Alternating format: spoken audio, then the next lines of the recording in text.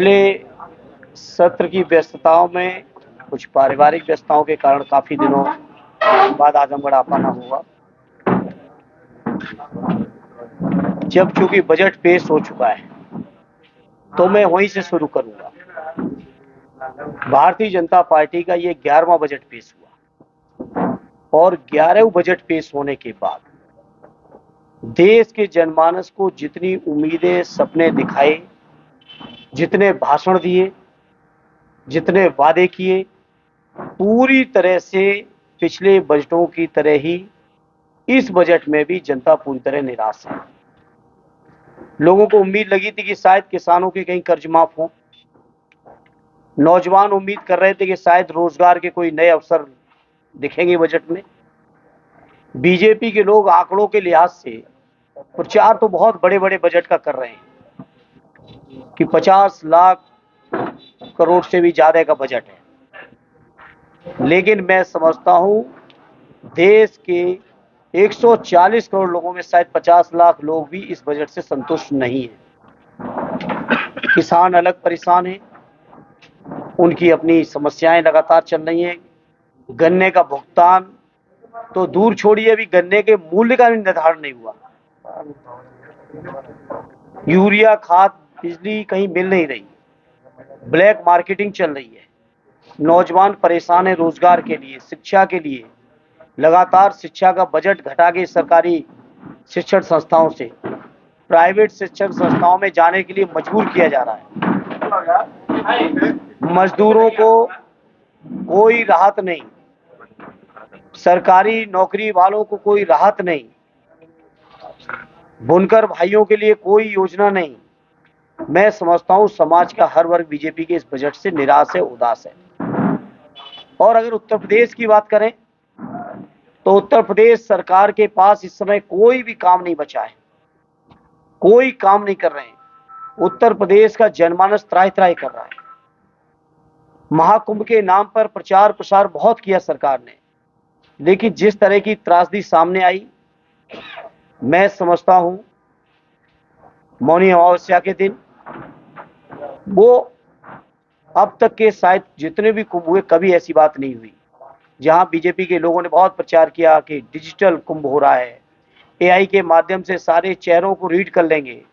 आंकड़े भी मुख्यमंत्री जी दिखा रहे हैं कितने करोड़ लोगों को उन्होंने वहां संगम स्नान किया है, लेकिन आज तक इस बात का आंकड़ा नहीं आया कि कितने लोगों की भगदड़ में मौत हुई, कितने लोग अभी भी गायब हैं।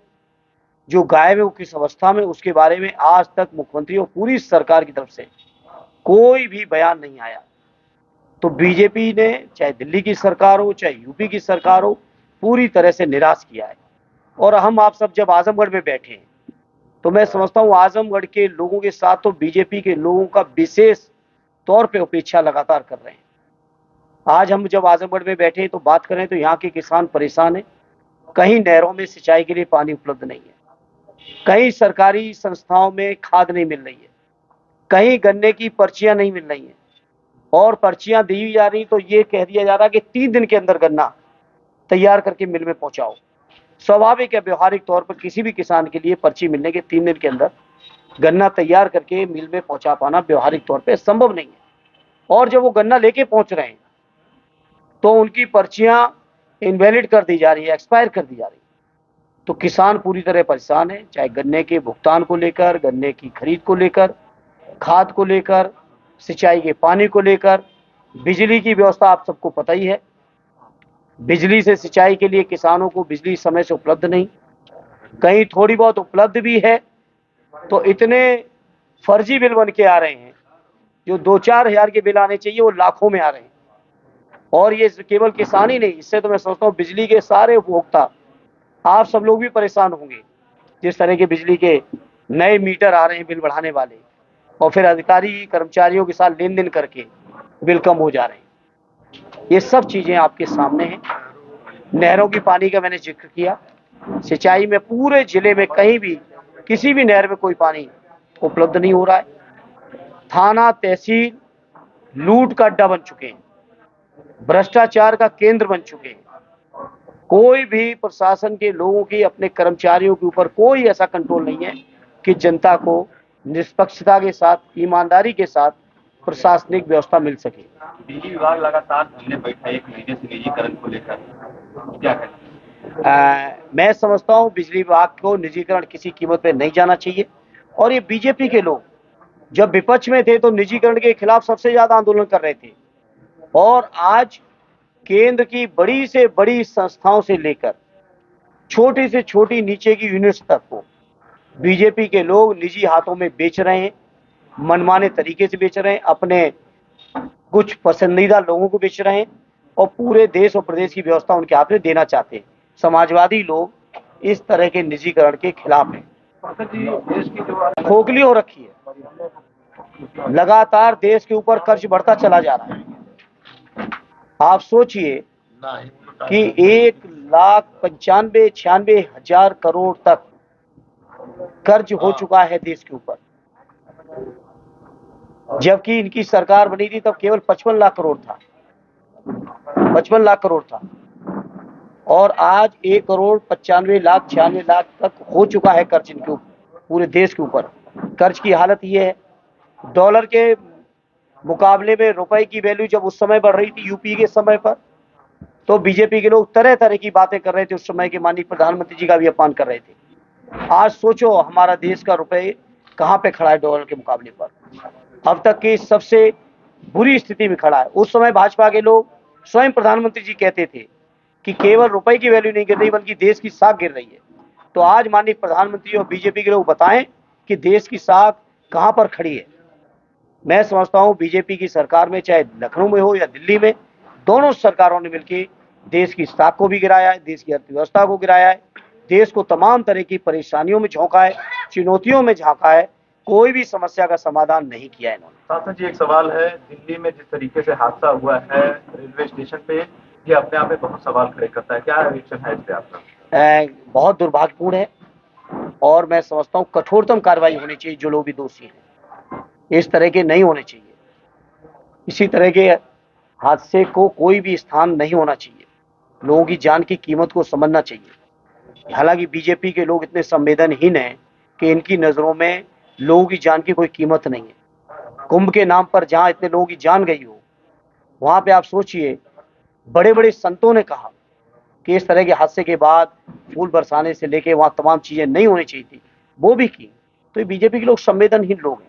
अच्छा, जिस तरीके से दुष्प्रचार किया गया है कि 144 साल के बाद ये कुंभ आया है, इस तरीके की भी बातें सामने आ रही है। लालू प्रसाद यादव का भी अभी बयान आया है जिसमें उन्होंने बताया कि ये सब बेकार की चीजें हैं, इसको लेकर क्या कहें? देखिए, मैं तो खुद इलाहाबाद रहा हूँ, 2001 के कुंभ के समय में वहां का छात्र भी था। अनमूनन देखी है, कोई न कोई हर कुंभ में ही इस तरह की चर्चा हुई है। अब वो क्या है वो संत लोग जाने, लेकिन हम इतना जरूर कह सकते हैं बीजेपी के लोगों ने प्रचार प्रसार के अलावा कुछ भी नहीं किया, व्यवस्था के नाम पे किया नहीं कुछ। जहां मुख्यमंत्री जी कहते थे हमने 1 करोड़ लोगों की व्यवस्था की है स्नान की, और अभी 2 दिन पहले बयान दिया कि 49 करोड़ लोगों ने किया, तो उनकी व्यवस्था से तो अभी आधे लोगों ने स्नान किया। वो अगर मुख्यमंत्री जी की बात को ही माना जाए, फिर ये भगदड़ क्यों हुई, फिर ये अव्यवस्था क्यों हुई, फिर ये पिछले कई हफ्तों से लगातार 2-2, 3-3, 4-400 किलोमीटरों के जाम क्यों लग रहे हैं? आखिर व्यवस्था कहाँ है उनकी? जी, जो आपने कुंभ में घटना की बात कही है, विपक्ष तो समाजवादी एंगल से उसको देख रहा है। उनका ये कहना है कि वर्षों से समाजवादी पार्टी के कार्यकर्ता है और वहां पर उन्होंने एक उत्तेजित नारे लगाए और धक्का दिया और इस तरह की चीजें। नहीं, इससे ज्यादा अशोभनीय बात कोई हो नहीं सकती, कोई नहीं हो सकती। आखिर उनके ड्रोन कहाँ गए, उनके सीसीटीवी कहाँ गए, उनको जो एआई से लोगों को आइडेंटिफाइड कर रहे थे वो कहाँ गए? इस तरह की बातें नहीं करनी चाहिए। जिस किसी ने भी की है उसको सोचना चाहिए, या फिर तो उसकी बुद्धि पर ही तरस आ सकता है। इससे ज्यादा मैं कुछ कहूंगा। कार्रवाई को लेकर के क्या कहें? अभी रेलवे की तरफ से कोई कार्रवाई का आश्वासन नहीं दिया गया है, लापरवाही है, क्योंकि जब एक स्टेशन पे ट्रेन आने वाली थी तो उसको डाइवर्ट दूसरे स्टेशन पे किया गया है। तो इसी तरह की घटना पिछले कुंभ में जब आदरणीय राष्ट्रीय अध्यक्ष जी मुख्यमंत्री थे उत्तर प्रदेश के, इलाहाबाद के में भी इसी तरह की गई थी। ये करने का जिस किसी की भी गलती है, जो भी दोषी है, उस पर कठोरतम कार्रवाई होनी चाहिए। लोगों से की जान से खेलने का अधिकार और हक किसी को नहीं है, सांसद जी, आजमगढ़ के विकास के लिए जितना बजट का आवंटन होना चाहिए, जो कार्य योजना वगैरह है वो नहीं आ रही है, स्कूटियाँ नहीं हो रही हैं, इसको लेकर क्या कहना है? मैं बताऊं, अगर केंद्र सरकार की बात शुरू करूं तो आजमगढ़ की तो अकेले बात छोड़िए, पूरे उत्तर प्रदेश का नाम नहीं है बजट में कहीं। आप गूगल कर लीजिएगा, फाइनेंस मिनिस्टर का भाषण पढ़ लीजिएगा, पूरे उत्तर प्रदेश का ही कहीं नाम नहीं है। और अगर उत्तर प्रदेश की सरकार की बात करें तो आजमगढ़ चूंकि समाजवादियों का गढ़ है, सदैव नेताजी आदरणीय राष्ट्रीय अध्यक्ष जी का ये क्षेत्र है, समाजवादियों को मानने वाला क्षेत्र रहा है, तो इसकी तो लगातार उपेक्षा हो रही है। मुझे एहसास है इस बात का। यहाँ की सड़कों की मरम्मत का पैसा स्वीकृत नहीं हो रहा है, नई सड़कों का पैसा स्वीकृत नहीं है, यहाँ के ट्रांसफार्मर मैं समझता हूँ फूक जा रहे हैं तो महीनों महीनों नहीं बदले जा रहे हैं। हम तमाम जनप्रतिनिधियों ने यहाँ से लेके लखनऊ तक जाने कितनी चिट्ठियां लिख चुके हैं, जाने कितना प्रतिनिधिमंडल हमारे मिल चुके हैं माननीय विधायकों के।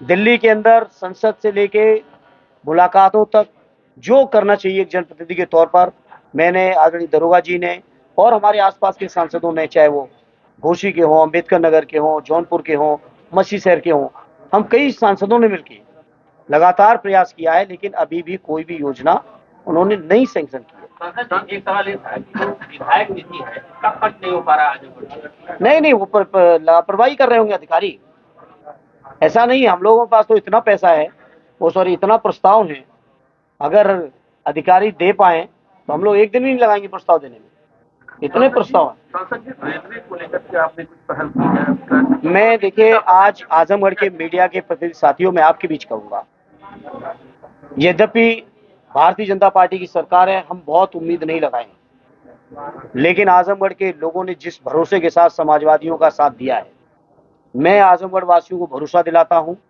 यहाँ की हर समस्या के प्रति, अगर आपने रेल की चर्चा की तो चाहे बनारस से गोरखपुर रेल लाइन का सवाल हो, कई अंडरब्रिज ओवरब्रिज का सवाल है, लखनऊ और मुंबई के नई ट्रेनों का सवाल है, हर मुद्दे पर मैं सड़क से लेके संसद से लेके व्यक्तिगत अनुरोध तक मैं प्रयास जारी रखूंगा और तब तक जारी रखूंगा जब तक इन कामों को नहीं करा लूंगा। इसी तरह का भी सवाल मैंने उठाया था NHAI के लोगों के सामने। ये जो हमारे जीएनपुर आजमगढ़ से लेके गोरखपुर का मार्ग है, राष्ट्रीय राजमार्ग हुआ है, जीएनपुर में जिस तरह का जाम लगता है, कल मैं गया था लाट घाट पे भी बहुत जाम था। इस तरह की जांच आप लोग करिएगा। मुझे आज ही शिकायत मिली है कि कुछ मरीजों के जो उनके अटेंडेंट लोग हैं उनके साथ भी मिसबिहेव किया जा रहा है। वहाँ गार्ड सिक्योरिटी आप लोग जांच करिएगा, बाकी अधिकारियों से मैं बात करूंगा, मैं बात करूंगा अधिकारी। एक सठिया रेलवे क्रॉसिंग का मामला है, हर स्टेशन पर 2 क्रॉसिंग, सठिया में एक क्रॉसिंग बंद हुई, और एक क्रॉसिंग जब आप चलेंगे तो रेलवे क्रॉसिंग से मऊ वाले रोड पर बीच में एक शराब ठेका है, वहाँ पर पटरी तो 1.5 फुट गहरा हो चुकी है और बीच भी टूट चुकी है, और लोडर गाड़ी आती है, तमाम बच्चे बच्चियां पढ़ने जा रहे हैं, इतनी दुर्व्यवस्था। हालांकि इस मुद्दे को मैं उठा चुका हूं, लेकिन आज आपने जिक्र किया, मैं फिर से उठाऊंगा। सर, एक कम से कम सड़क पर पटरी तो बन जाए जो है आने जाने के लिए। है सांसद जी, आजमगढ़ में अंबिकापुरी धाम आजमगढ़ की आध्यात्मिक केंद्र है, आध्यात्मिक राजधानी है, और आज 45 सालों में सबसे ज्यादा अपेक्षा उस केंद्र का है। उसके लिए कॉरिडोर की मांग कर पिछली बार भी हमने कई बार कर रहे हैं, लेकिन कोई सुन नहीं रहा, और इवन विधानसभा के अंदर उसे प्रश्न के रूप में क्यों नहीं उठाया जा रहा है? या हमारे विधायक लोग सुन रहे हैं, हमारे माननीय विधायकगण बैठे हैं, इसको उठाएंगे।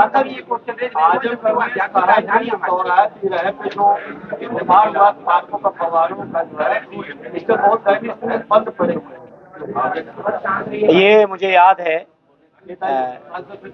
सदैव नेताजी यहाँ से सांसद थे, आदरणीय राष्ट्रीय अध्यक्ष जी हमारे मुख्यमंत्री थे, उसी समय आजमगढ़ के सभी चौराहों का सौंदर्यीकरण कराया गया था और इतना शानदार कराया गया था। मैं उस समय बदायूं का MP था, मुझे आजमगढ़ आने का सौभाग्य मिला था, और उस समय मैं चाहता था कि ऐसे ही चौराहे और भी डेवलप हों, हमारे इलाके में भी डेवलप हों, यानी उस समय मैं बदायूं था। लेकिन बीजेपी की सरकार में लगातार आजमगढ़ की उपेक्षा, और इनको इस बात की नफरत सी रहती है कि आखिर इन जिलों में बेहतर सुविधाएं क्यों हैं। सदैव नेताजी का बनाया हुआ मेडिकल कॉलेज की हालत में आपके सामने और तमाम जितनी भी संस्थाएं बनाई गई, चाहे वो राहुल सास्यान जी के नाम से जो अस्पताल बनाया गया वो आपके सामने है, कृषि विश्वविद्यालय आपके सामने है। सारी संस्थाएं के साथ अन्याय हो रहा है और मैं कह सकता हूं सठियाओं शुगर मिल के साथ भी ऐसी परिस्थितियां पैदा की जा रही हैं कि शुगर मिल को भी प्राइवेट किया जा सके। इसलिए वहां की अव्यवस्था बनाई जा रही पहले कि अव्यवस्था बनाएंगे तो प्राइवेट करने के एक तर्क बनेगा। जानबूझ के सरकार समाजवादी पार्टी के बनाए हुए संस्थाओं में, उस समय के बनाए हुए उद्योगों में उपेक्षा कर रही है, इससे भूमिका मिल सके उनको कि इनको प्राइवेट करें या इनको कुछ और करें। मैंने कहा भी बजट के समय, जिस समय निर्मला जी भाषण पेश कर रही थी, उड़ान स्कीम की बहुत बड़ी चर्चा कर रही थी वो अपने बजट भाषण में। मैंने खड़े होकर कहा, वहीं प्रधानमंत्री जी भी मौजूद थे सदन में, मैंने कहा प्रधानमंत्री जी कम से कम आप जब शुरू करके आए तो उड़ान योजना आजमगढ़ में, तो आखिर आज बंद क्यों है? तो बीजेपी के लोगों का कोई कमिटमेंट नहीं है, चाहे वो योजना प्रधानमंत्री जी ही क्यों ना शुरू करके गए हों, उस योजना को भी सुचारू रूप से बताओ। आज आजमगढ़ में जहाज उड़ रहे हैं क्या? आए थे प्रधानमंत्री जी पिछले चुनाव से पहले, लोकसभा चुनाव से पहले। मेरा एक छोटा सा प्रश्न सब्सिडी प्रश्न का है कि अंबिकापुर से वाया घाटीपट्टी हरदिल बस्ती होते मिलता है रोड, वो घाटीपट्टी 45 साल पहले पास हुआ था, वो आज तक बना हुआ है सर, आधा रोड अधूरा। मैं आपकी बात का सम्मान करते हुए मैं उस चीज की जानकारी लेके जहां भी मुझे काम करना होगा, हमारे साथियों करना होगा, हम लोग करेंगे। सर एक लास्ट सवाल मेरा है, नहीं बिल्कुल करेंगे सर मेरा एक लास्ट सवाल है, मणिपुर से है। मणिपुर को लेकर के आप क्या सोचते हैं? जिस तरीके से राष्ट्रपति शासन वहां लगा दिया गया है और आप एक सांसद हैं, किस तरीके से देखते हैं? देखिए, मणिपुर में राष्ट्रपति शासन आज नहीं, मणिपुर में राष्ट्रपति शासन उसी समय लगाना चाहिए था जिस समय हमारी माताओं बहनों के वो वीडियो तक निकल के आए, जो मैं समझता हूं कोई भी सभ्य व्यक्ति, कोई भी संवेदनशील व्यक्ति देख नहीं सकता, स्वीकार नहीं कर सकता। मणिपुर में उस समय लगाना चाहिए था। ये तो लीपापोती की बातें हैं, और राष्ट्रपति शासन भी तो भाजपा का ही शासन है। राष्ट्रपति शासन कौन सा अलग से शासन है? पूरी तरह से मणिपुर को जला के रख दिया बीजेपी के लोगों ने। तो कार्यालय की जमीन यहाँ ली गई, पिछला 20 साल से ऊपर हो गया, कार्यालय नहीं बन पाया। इतना बढ़िया कार्यालय समाजवादियों का बन के तैयार है, आपको पता ही नहीं। अभी नवरात्र आने दीजिए, होली के बाद आपको भी दावत देंगे अपने कार्यालय में। अरे वो जिले का ही है, आजमगढ़ का ही है। अरे आजमगढ़ का ही कार्यालय है, आपको दावत देंगे नवरात्र में। आजमगढ़ के विकास के लिए सर खाका क्या आपका है? देखिए, आजमगढ़ के विकास के लिए मैंने चुनाव में भी कहा था, सद्य नेताजी ने, आदरणीय राष्ट्रीय अध्यक्ष जी ने, हमारे क्षेत्र के सभी सम्मानित नेताओं ने मिलके आजमगढ़ के विकास की जो बुनियाद रखी है, जो रूपरेखा तैयार की है, जो रास्ता बनाया है, उसी रास्ते पे मुझे आगे चलना है। और मुझे खुशी है कि आजमगढ़ के लोगों ने मुझे आशीर्वाद दिया और इस परंपरा में जुड़ने का सौभाग्य दिया।